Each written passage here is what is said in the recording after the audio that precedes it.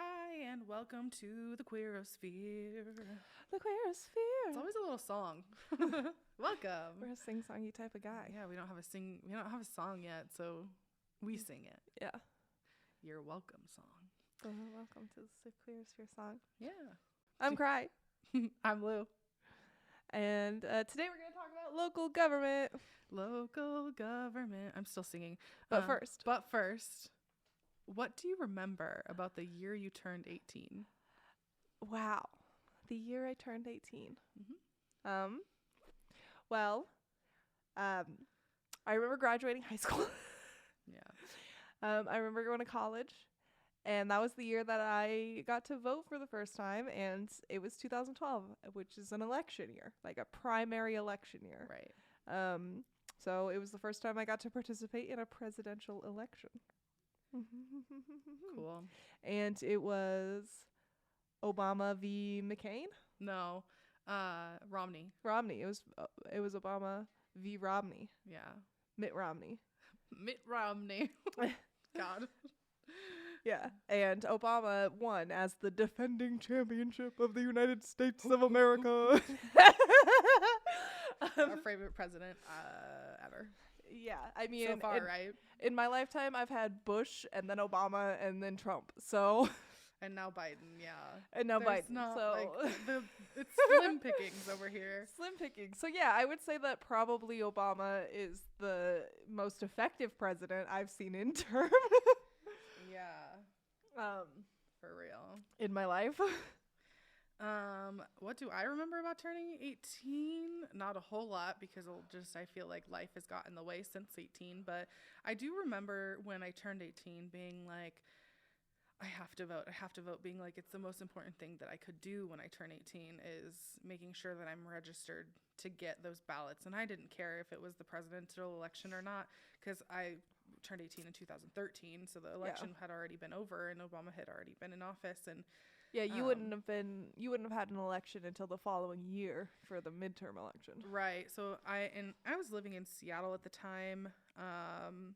Going to college, really obsessed with that experience. So I don't even remember the ballot I got, but I'm sure that I filled it out. I remember filling out ballots. Ugh. Since I turned. It was since also. that midterm. I just remembered something. I can't believe it. It was the year that was also the year that marriage equality became legal in Washington State. In 2012, we got that, and I remember it.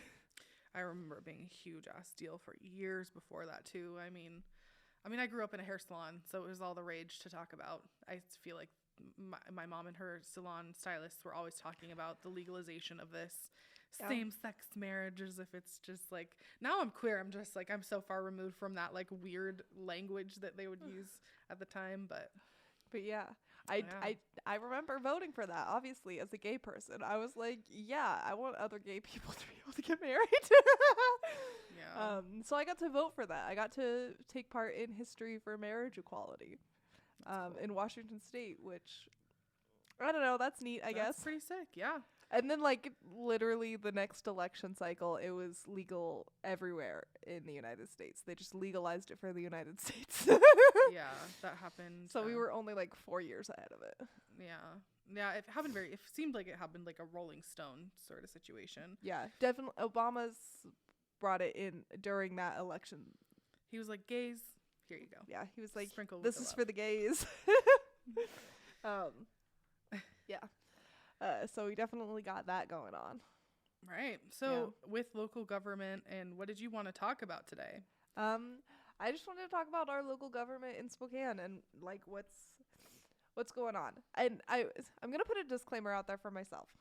That Lou's not necessarily included in this disclaimer, but I do consider myself an anarchist and an anti-capitalist, and so I hate politics. I don't like government. I think the government does way too much. I think that as a society, we rely on government way too much. And it definitely oversteps. I mean, Roe v. Wade was just overturned.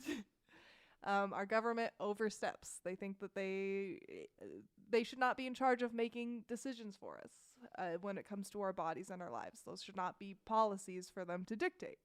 And I think that it's overstepped. That being said, as I have said multiple times during this election cycle, and as I will say forever and ever and ever, I have a civil responsibility to get on there and put down my vote for the lesser of two evils, whatever I feel that to be at the time. Whatever is the lesser of two evils at the time. So we're going to talk about our local government here in Spokane because it's not, as much as I'd love to talk about politics everywhere else, I want to encourage people in other states to learn the information for your local policies and to vote, but that is way too much for me to keep up with for midterm elections because your midterm elections are local to you. And I cannot keep up with what's going on in every other state. But swing states especially, if you're a voter in a swing state, that is Florida, that is Georgia, that is Arizona, it's Michigan. Now, there's quite a few. If you are in a swing state, pay attention. There are plenty of progressive voters guides, and I'm sure that there are plenty of conservative voters guides, although I would never encourage somebody to vote. I would never endorse the conservative voting practicing. Yeah. I would never endorse conservative voting practicing. But I do want all people to be making informed decisions on who they're voting for. So if you hate paying attention to your local government, literally you can Google the progressive guide and it'll tell you what the progressive thought is on how to vote, and then you can make your decision from there. Just because you're listening to someone's opinion does not mean that you're not making your own decision. You know what I mean? I think that a lot of people get scared that if they're using these guides to help them, that it's not worth voting at all because they're not making their own decision, but that's not true. Well, I think it's based in their misinformed and miseducated ideas about what voting is for, how it works, and how their input matters. Exactly. I don't think it has anything to do with almost that issue itself. It's the propaganda that these people are getting on the backside that says you can't vote, you shouldn't vote, there's no point, you're dumb, blah blah blah. Yeah, and they sort of use that to reinforce the idea that they shouldn't be doing this. But there is nothing wrong with having somebody break it down for you. I understand that we are in a place in capitalism that it is not feasible to pay attention to every single thing. I'm going to be honest, I really only pay attention specifically to politics when it's voting season. I don't have the mental capacity to do it all the time. So when it comes to politicians and their things, I pay more close attention when it is around voting season. And that's what I can do, and that's a personal thing, my strategy for being able to maintain my mental health in all of this. And I don't think that there's anything wrong with that, personally. And I'm here to tell you that if no one has told you that there is nothing wrong with that, there is nothing wrong with that. It is okay to be selective about when you pay attention to politics, but it is always important to vote. The government thinks that they can overreach because they're looking at the numbers of people voting. And they're realizing that people aren't paying attention. And so they think that they can just get away with whatever they want because if people aren't voting, it means that they're not paying attention. If that means they're not paying attention, then it means that I can do whatever the fuck I want. Right. When the cat's away. Specifically the people in power who want to stay in power for power. Exactly. I think there are people in government who are trying to combat that situation too. So it's important to know that, who is fighting for you in your state or exactly. in Congress or whatever, who's there for you. Yes. You need to know these people. Exactly. So we are going to talk about Spokane, and who are our elected officials in Spokane, who is on the ballot for November 8th. Here in Spokane, this is our midterm election. We don't have a lot going on. A lot of people are running unopposed. Mm-hmm. But yeah, so it's hard to imagine that that's in this political climate that's actually true. But I think a lot of it has to do with the stagnancy of states that aren't up for high stakes elections. Yeah. Like Washington State usually isn't.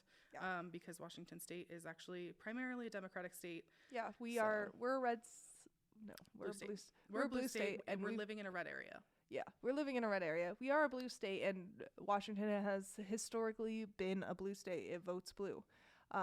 That's not something that's going to change because we do have Seattle. But there are things specifically in Spokane that are pretty important and are happening during this election cycle that I would hope that people are paying attention to.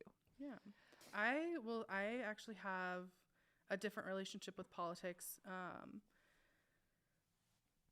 My thing is that my identity does not like coincide with politics like most people I think kind of like think of it. I really think politics is a hobby. Like I think it's like a I've always thought of governance, administration, politics, policy, all of these kinds of things as a very scholarly role that people can take, and that's how people get into politics, right? They learn the policy, then they go and they're like, I think I can change this. And some people learn and they take advantage of the power that it gives them because it is a relatively easy thing to study, but it is a really hard thing to grab power unless you are a certain type of person. And to me, the two people who kind of are really good at sort of grabbing power from, a student standpoint are people like, I don't know, the first person I can think of is like AOC, who like studies probably her whole life to do the job she does and is trying so hard to change it for people like her friends and family and her community. And then there are people like any right-wing conservative you can think of off the top of your head who got the power because of some trust fund they had or got the power because of some, thing they joined at one point, whatever. I've always been somebody who likes politics because it's interesting to me. I don't really have a reason why. It's just interesting. And I don't necessarily always pay attention to local things. I actually like the big overarching national things. I like talking about the difference between what federal government can do, what state government can do, what local government can do, and what councilhoods can do, what different types of democracies exist. And that is my passion for why I think it's important to talk about local government. I'm not going to have a lot to say about people. I am going to have very little to say, actually. I think I would have more to say on a national scale. And so I'll save my spiel for actually the end, for when we're done talking about all this Spokane stuff, because it's mostly just like a plea to the nation. And I spend a lot of time like listening to like Pod Save America, Pod Save the World, the Rachel Maddow show. I mean, I've spent the last 5 or 6 years of my life listening to people who are on these progressive platforms to better understand exactly where we are as a whole nation and why it's important that when you're watching something like the news and you're seeing stuff like protests and you're seeing stuff like politicians being assholes, it's important to understand why those things are happening, because it comes down to your ballot eventually. I mean, and that's just me being like a political hobbyist, but not necessarily an average voter. So I think that's my disclaimer, is that I don't think I'm an average voter. Yeah, I definitely think that it's hard. I think that it's hard. I think it's hard for the average person to look at it. So I am here to show you that there are people who think that and who are still trying. That's me. I'm a person who thinks that it's really hard and difficult, and I hate it. I hate it so much, but I still know that it's important, and so this is me trying. So for anyone out there who who's like me, I'm out here trying. You can also try. Yeah, we can do it together. We can try together. Because part of like paying attention to your local government is really learning how it works, because it does work differently in different places, in different cities. Yeah. For example, like something that I learned recently is that like cities have charters just like financial institutions have charters, where they're registered. So like the city of Spokane charter determines how much power each of the officials has and can in a charter execute. Can you explain what that is for a second? It's basically like a registration. Registration. What's the purpose of it? To tell the government what your... So for example, at my place of work, I work at a credit union. our charter says that what types of accounts we can provide. Okay. It says what types of people we can allow to open those accounts. Could I say it's like a mini constitution, or would I be wrong? I don't think it's like a mini constitution, Okay, because 'cause it's that's not a what I'm thinking. declaration of us doing anything. It's Okay. just essentially it's our government signed permission slip that lays out how the power structure works, and it's been approved, and you can change it. Who changes the charter? The city council can elect to change it. Oh, okay. So, okay. Yeah, so Got it. the city council basically would be in charge of it. And so like it's what gives us our name. So like if we were to change the name of the city of Spokane, we would have to change the charter. That's interesting. Yeah, and it defines like what citizenship is and all of those things. That's what the city charter does, and sort of divides like who has the power to do what. Like the Spokane City charter was changed. I was reading, I think, I'm not an expert, but it was changed just in the last couple of years to give more power to the mayor, so that the mayor can make more Great. executive decisions. Great. Well, I don't know if that's a good thing with who our mayor is. Yeah, it's a mayor forward charter. So that's one thing that I learned that I didn't know. I didn't realize that cities had charters in the same way that the credit union I work for has a charter. But anyways, so I learn a lot of things about local government that just surprises me every day. Speaking of our mayor, she is not up for re-election until the primary election, Right. The 2024 primary election. But the mayor of Spokane is Nadine Woodward, and she was Woodward. formerly a Crumb 2 news host. Yes, she was a broadcast journalist. Famous in Spokane for a really long time. Yes. So she probably, I mean, I imagine, I didn't vote in Spokane at the time, but I'd imagine that her name gave her a lot of votes. Yeah, she was recognizable. She had clout, and so that was like one reason. She was nonpartisan. She That's ran as another reason, yeah. Yeah, she ran as nonpartisan, even though she's probably definitely a Republican.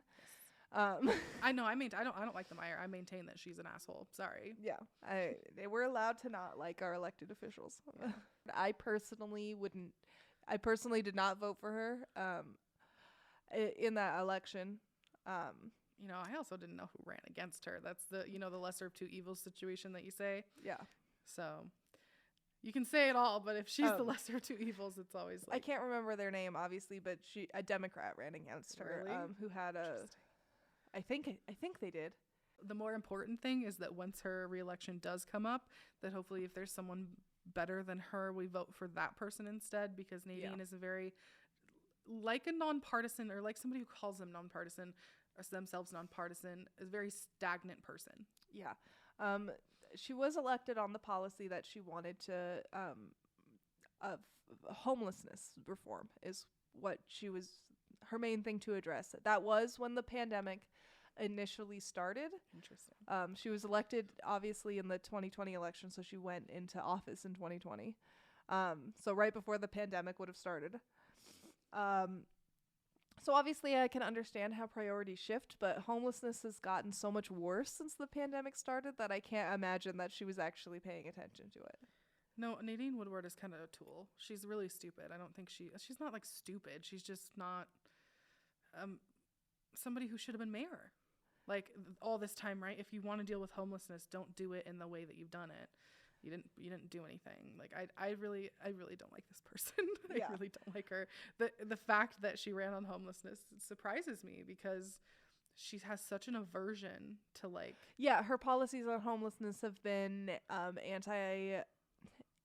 anti-homeless architecture, putting in anti-houseless people, like anti-homeless architecture, so like putting up spikes on things so that people can't lay on them, and making it and running policies that make it so that it's illegal for people to sleep in certain public places, which is, by the way, pretty unconstitutional considering that they haven't put a shelter in place for it. Like we have a homeless shelter, but if it's full, we don't have any room for there's no shelter addressing the overflow, which is a problem. And so her policies are, to me, they're unconstitutional. If you're not providing a shelter, you're taking away infrastructurized shelter, which I don't like. I read some of the kind of come back to the sheriff doing what he's doing. Somebody in one of the more progressive organizations, or just progressively aligned, wrote a opinion piece, an op-ed in the Spokesman about Camp Hope, and places like SCAR and the Spectrum Center were trying to make it more viral. The op-ed, because it really takes into consideration the people of Camp Hope rather than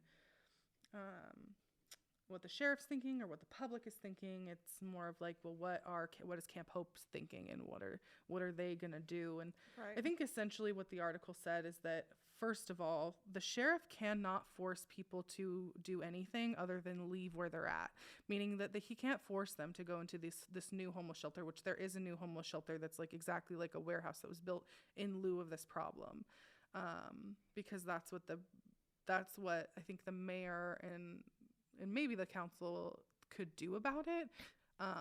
But everybody is very unhappy with it because it is essentially a warehouse meant to store people. It didn't create housing, right? Like if you buy up a building and you create a homeless shelter, the same amount of money that you're putting into that warehouse could have been used for housing. Actual housing.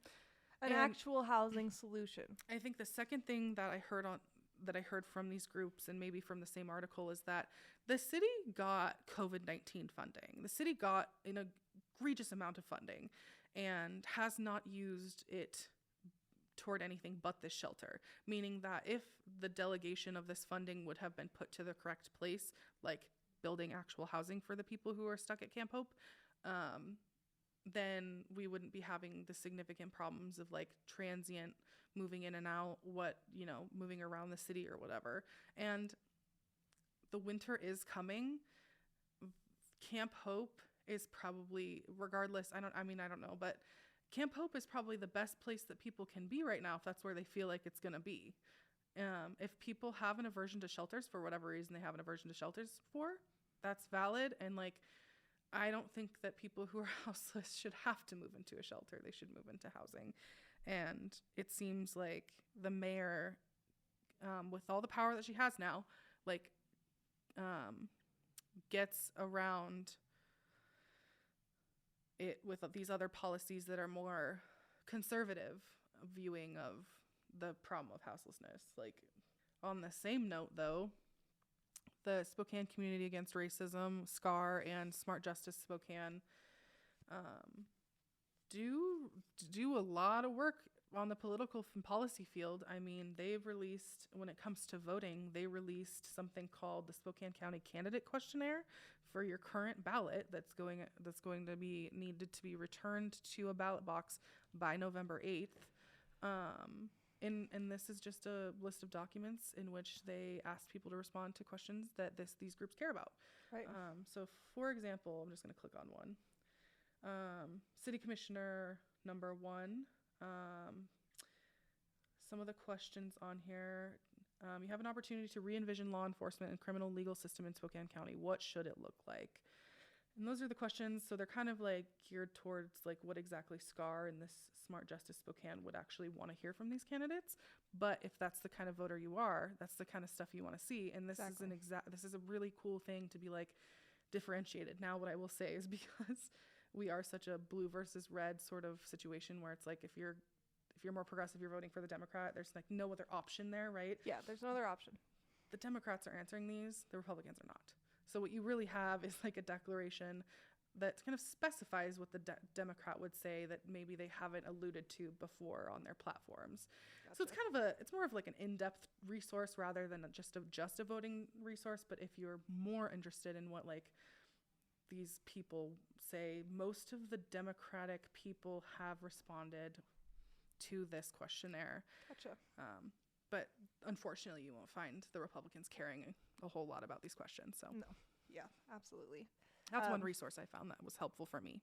Yeah, and speaking of the sheriff, Ozzie Kenovich is actually retiring, and he's been the elected sheriff in Spokane County for like 15 years. 100 years. 15. 100,000 billion years. 15 to 17 years. I don't know. Something stupid. Something like that. So there is on the ballot for the midterm elections is the Spokane County Sheriff, which is a huge election. There are 2 candidates running for it. The under sheriff, I believe that they called him, of Spokane currently, John Knowles Okay. is running, and then Wade Nelson is running. Okay. I personally feel like my politics align with Wade Nelson. As somebody whose platform for the sheriff's office is running on transparency in police enforcement, in law enforcement. John Knowles is more of, no, we should be giving police control and not be looking at them so much in the place of, security. Right. But we are in an era where we need police transparency because we know that they have been getting away with far too much. Especially in this town, I think the 3rd or 4th deadliest police force in the country. I mean, that's consistently. That's not even like incidentally. That's consistently. Yeah. In Spokane, Washington. So and I believe that we need more police transparency here. The reformation needs to happen. I've interacted with police officers here in Spokane, Washington, and they're dicks who think that they're on a power trip. They're dicks who are on a power trip. Yeah, I've never been comfortable. Like I don't know. I've had interactions with the police in the last year, and I cannot tell you. No, not happy. No, I'm not happy with how they represent themselves and how they carry themselves. And they're like little Johnny Bravos running around. If Johnny Bravo wasn't likable, yeah. As a cartoon, I think that's the only thing he gets. Yeah, and I think that's pretty shitty. John Knowles is running on a platform of more police independence, whereas Wade Nelson is running on a platform of transparency for police. And also, Wade Nelson has worked with survivors of sexual assault and domestic abuse victims. Probably understands crime and law enforcement in sort of a different take. If you're still in law enforcement, I maintain that you have some sort of thing wrong with you. But if you have these ideals, it means you're thinking about how you're treating people in the criminal justice system, for sure. I mean, the first thing on his elect Wade Nelson thing is that the first sentence or second sentence has the part about transparency, which means it's pretty important for him to communicate it to his voters, meaning that he is trying to get that Democratic vote. He's trying to get that progressive vote, and you want to pay attention to nuances like that if you can. Like transparency, like that is something that these organizations are calling for, and if there's only 2 people on the ballot, this is exactly what Cry has been talking about. The lesser of 2 evils is right there, and there's an opportunity for you to do something about it. Yeah. I mean, it's right there. All you have to do is mark your vote, and we can have a different person making different policies that'll hopefully be a little more in line with what I want to see if it's not going away, with what I want to see in the police force here in Spokane. Yeah. I mean, I am of the personal opinion that they work for us. Yes. They are paid with our taxes Their that I idea pay. is to serve and protect. That has nothing to do with them. Yeah, they're meant to serve and protect us. And so we get to decide what we want to see in a police force, what I want to see in my public service officials. And police are public service officials, and we should get a say in how they act and how they are. And I want to see a difference. I want to see a difference too. Yeah, I really do, because I've been personally hurt, not like badly by police, but badly enough that it's traumatizing that I can tell you a story about it. I'm not going to, it's not the proper time, but the thing is that these things do need to change. You have the opportunity to change them. It's as simple as looking it up and marking the option. Yeah. And you do that with shopping anyways. Yeah. I do want to say that I opened up this article for Spokane Public Radio in which Knowles had an interview in which they were questioning him about, his policies and the difference between him and Kanovich. And he says here that he would like to try to work with people in a less confrontational manner, because Ozzy Kranovich is incredibly confrontational. Yeah. I mean, at least he's a little bit aware. Yeah, said in a less confrontational manner, but he also pointed out that if Kanovich had been reelected every time he ran to keep his job, which signaled popularity amongst the voters. Oh my God. I don't want the status quo to be maintained. No. To be honest, I think that the status quo is pretty shitty. I want elected officials in Washington, in Spokane, that are paying attention to the things that I care about. Yeah. The housing issue, for example, like rent caps would save us. Like if Washington or Spokane itself had a rental cap, that's an issue that would tackle homelessness. Yeah. That would make it harder for people to become homeless. Yeah. Not only people, animals as well. We should, speaking of animals, I have spoken about this at length, and I will never stop speaking about this at length. We should have policies that are protecting our abilities as animal owners. Private housing companies that own the apartments here in Spokane should not be able to say that we shouldn't have pets in our buildings.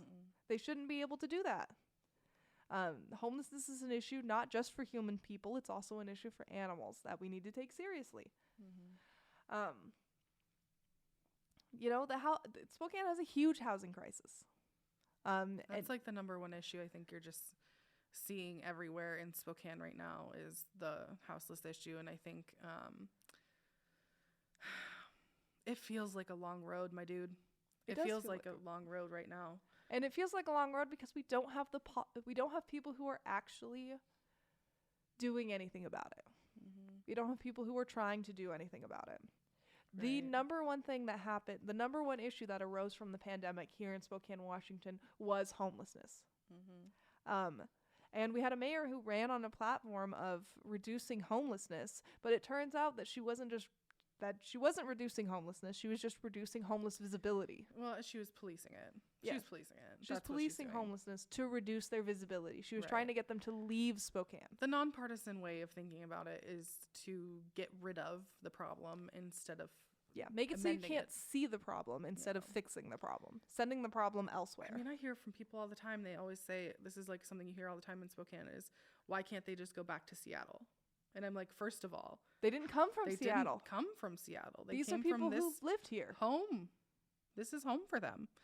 And are we saying, like, is the mayor really saying that these people don't deserve the dignity of living in their home, regardless of whether it has a harsh winter and Seattle might not, or whatever people think about this stupid, antiquated thought? Yeah. It's not your decision where somebody lives. Just because you don't like to see them doesn't mean that they don't have a right to be there. Right.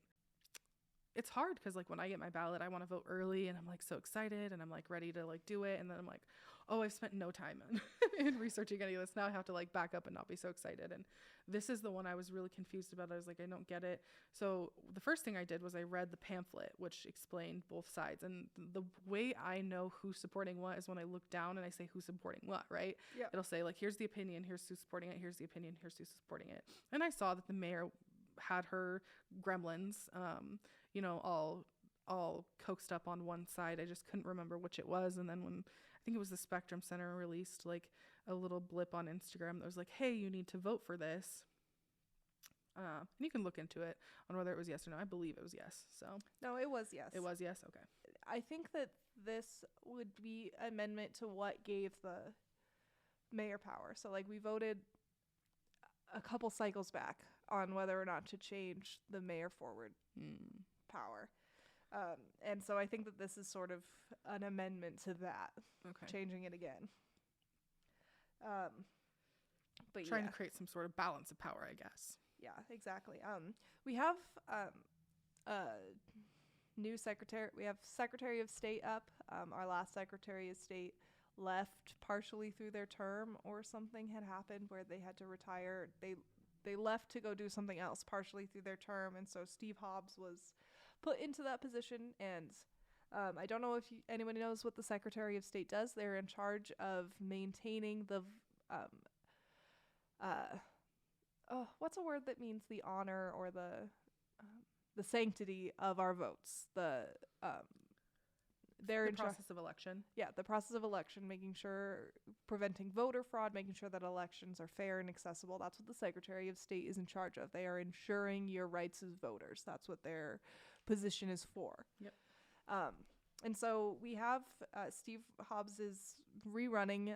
He was put into the position after his predecessor left. And I mean, he's a progressive candidate. He did a good job at it in the amount of time that he's been there. There's also a nonpartisan person who is running on effectively a very similar platform.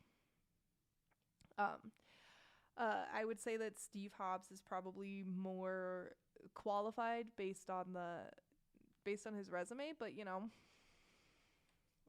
they were both progressive candidates based on what I read about them.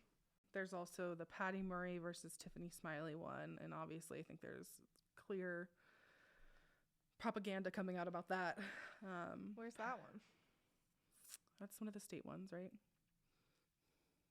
And then there's Kathy McMorris Rogers versus Natasha Hill. I think those ones are the ones that are the easiest to pay attention to, because if you're only given two options, those are a Republican and a Democrat. I mean, it's like who are you gonna pick? There's not really. I think that our ballot this time, it's pretty straightforward. The really big one to pay attention to is the sheriff, because that could potentially be a really big one, and then also Proposition number 1. Because those could be really big in turning over the creation of policies. I was going to say the tides of power, like how it operates, some significant change can come of those things. Yeah. And if anyone wants to get involved politically, I'm also trying to learn how to get involved here in Spokane with what policies are being proposed. Because the older I get, the more I realize that the government is useless, and I tell them what to do, not the other way around. They don't tell me what to do, I tell them what to do. So I'm about to march into City Hall and be like, shut up and listen to me. Yeah. There are groups that do that already. I recommend you looking into seeing if you can join a group. I think that this resource that I found, SpokaneCandidates.org, which is what I was telling you guys about earlier, they have coalitions. There are coalitions of organizations, like members, and then there are coalitions that are more like nonprofits, sort of. So like PJALS, Peace and Justice Action League of Spokane, I think is the best one. SCAR, Spokane Community Against Racism, very specific, but does a lot of policy work. And I guess this Smart Justice Spokane too obviously does stuff in relation to policy and voting. So there are places. Yeah. I mean, I would be on this journey if you're somebody who's new at it, I would be on this journey with you, because I am very interested in making people understand that you should have the power. Yeah. The format of our government is that the people have the power. That's what democracy is meant to be about. And if you have things that you're passionate that you want to see happening in Spokane, I would suggest raising your voice about it. Yeah. Being loud and getting heard.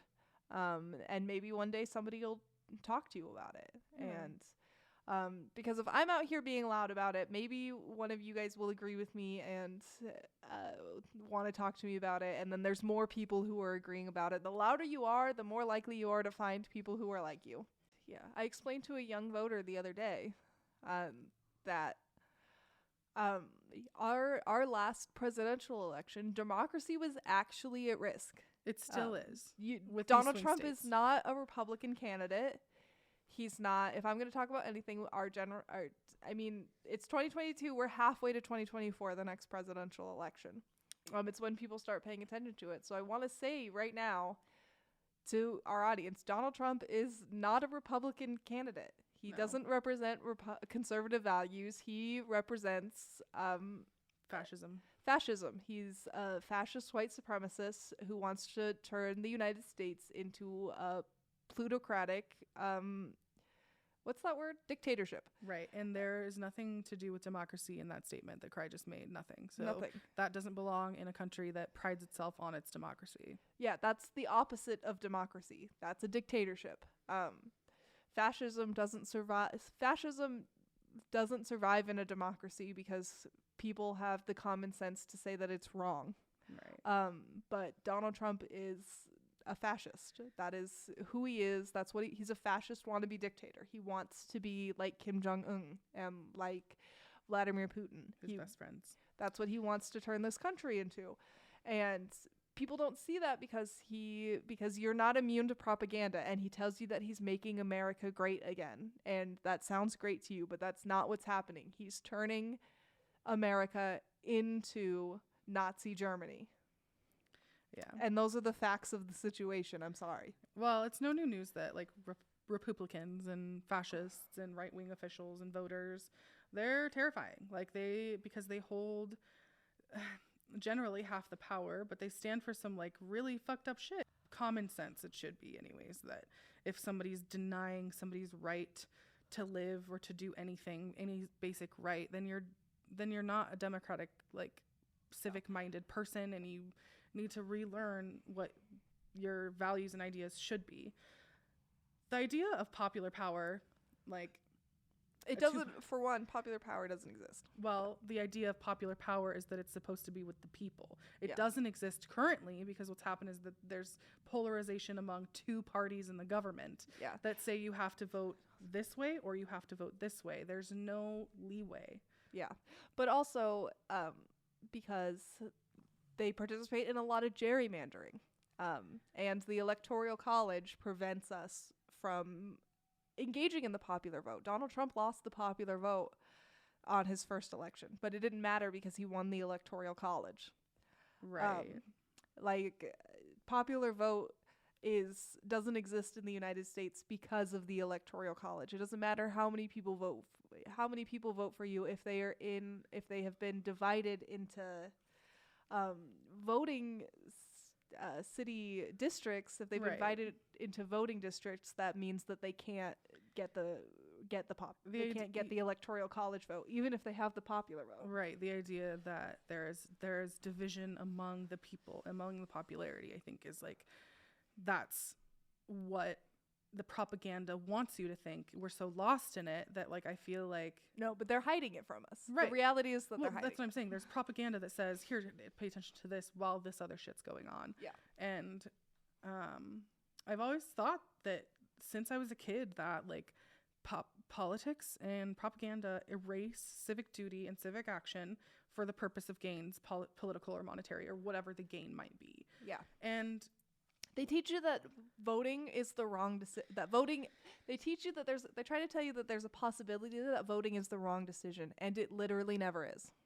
Yeah, and also protest. Yeah, protest is not the wrong decision, and it's not bad. It has never been the wrong decision. This country was founded on a protest. The Boston Tea Party was the first protest that American citizens took place in, and it started our Revolutionary War.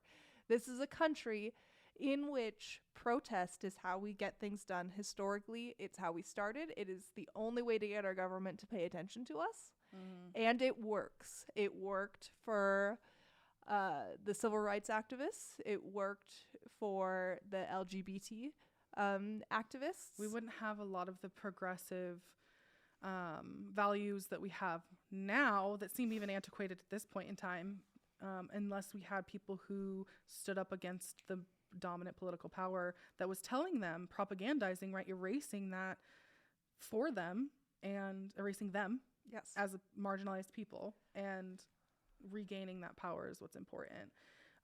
Because we're sort of over time here, I really, really want to finish with this story that you can find on YouTube, and I'll put the link in the thing, but it's something that I learned recently. I spent a little bit of time in this last year, not much time, I will admit, but enough time that it made me feel like I put some civic action into a place that wasn't necessarily Spokane or Washington. I spent a little bit of time writing postcards for Northeast Native Democrats in Arizona. So basically what I would do is just write some copied message from this organization that helped Native voters get registered to vote. And there's really no like political leaning necessarily. What the idea is, you know, voting is safe, register to vote, get your ballot in, mail it in early, and that's their messaging. They helped register an incredible amount of Native people in Arizona in the 2020 election, or in the 2020 election, that Arizona, I think, flipped Biden. Like, they ended up being Biden, and this organization did a lot of freaking work for it. And so I spent a little time volunteering by writing postcards to the voters in the, I think it's Navajo Nation. And so that was like something that I did because I felt as though the action needed to be put in somewhere. I had time, I had the ability, and that's what I did. The one thing that I loved that the Northeast Native Democrats did for people who were volunteering for them was they did a cultural competency training. And so in this cultural competency training, I went through it, but in the time after, I keep going back to the slides, and I keep, you know, looking into stuff that I'm like have questions about, and I'm like, well, what would this group say about this? Like, and one of the links that they have in the slides is a video called "The Roots of American Democracy," and it is a conference put on by Bioneers. It was in 2003, and the speaker in this particular video, his name is Chief Orrin Lyons. This was in 2003, before George W. Bush's re-election, and then the Bioneers are kind of like a context of global climate change. So it was really a speech that pushed not electing George W. Bush again because of climate change, was sort of what the talk is sort of trying to progress. But in the talk, there are certain values that the Iroquois and people of the Six Nations had during the time of colonization, before the time of colonization. And those are not, they're basically values that were taken from the Iroquois and put into the Constitution. There is a story that this man tells about the Albany Congress between June 19th and July 9th in 1754. Benjamin Franklin heard out the Indian nations of the six Indian nations, and he was representing the 7 colonies. They put into this plan, like this union plan, he basically was like, hey, what do you guys think about counseling? What do you think about democracy? And Benjamin Franklin took all of those ideas and brought them to the 1776, or brought them to the men before that, and that's why 1776 happened.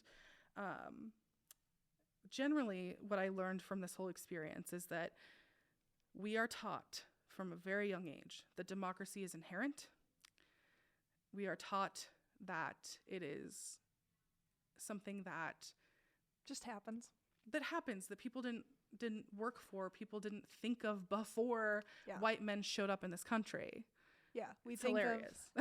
We think of democracy as something not that happens to us, not that something that we actively have to do. Right.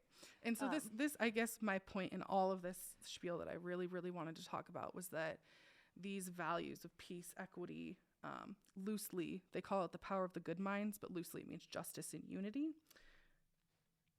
It was so simple, and yet bred the idea in the white man as if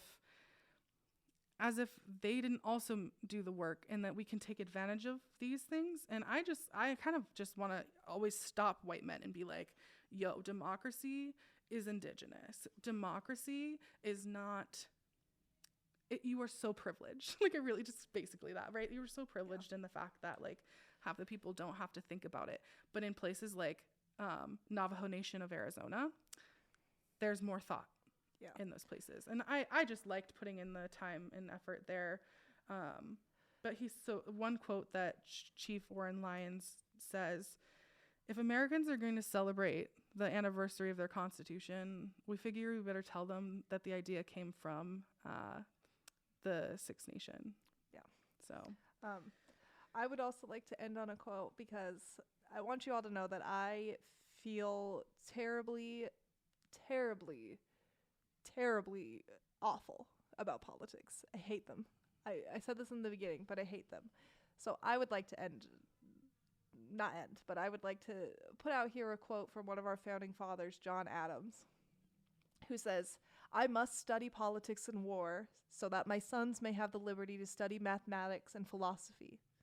My sons ought to study mathematics and philosophy, geography, natural history, naval architecture, navigation, commerce, and and agriculture, in order to give their children the right to study painting, poetry, music, architecture, tapestry, and porcelain." So our founding fathers were tired of politics also.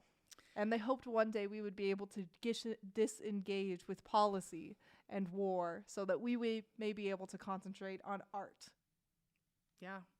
Literally, that's what it says. That's literally what they're saying. Wow. So just know that if you vote today, and if we focus on politics and get ourselves straightened out today, then maybe one day the future of our population won't have to deal with this shit. That was the goal when our country was established. Yeah. Yeah. Utopia equals art. Utopia equals art. Anyways. Dystopia equals apocalypse. Oh, sorry.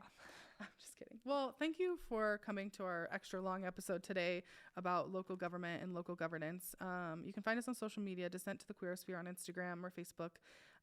We're also on Twitter, just Queerosphere, because it was too short for the handle. So, and then we have our email, inquiries, queerosphere@gmail.com, if you want to talk to us. In the last couple episodes, we have been talking about a lot, and we would love to hear back from our audience. So send your thoughts via email, send your thoughts via DMs, slide into those DMs, and let us know what you're thinking of our podcast. You can even leave a review on Apple Podcasts or Spotify. That'd be awesome. Tell us how you like it. Yeah. So thanks for listening. Thanks for listening. Goodbye.